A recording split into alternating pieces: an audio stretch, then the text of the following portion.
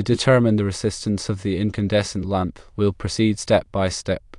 Firstly, calculate the total operating time of the lamp. It operated for 8 hours each day for 5 days a week. Therefore, we multiply 8 hours per day by 5 days per week. This results in a total operating time of 40 hours per week. Secondly, convert the energy consumed into watt-hours. We are given that the lamp consumed 9.6 kilowatt-hours of energy. To convert this into watt-hours, we multiply 9.6 kilowatt-hours by 1000 watts per kilowatt-hour. This gives us 9600 watt-hours.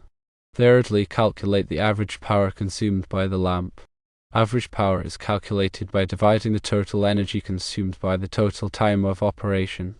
In our case, the total energy consumed is 9600 watt-hours, and the total time of operation is 40 hours.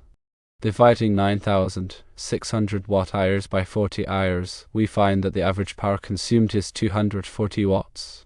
Fourthly, utilize Ohm's law to calculate the resistance of the lamp.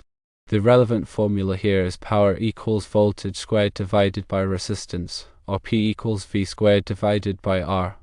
Rearranging this formula to solve for resistance, we get R equals V squared divided by P. We know that the voltage is 120 volts and the power is 240 watts.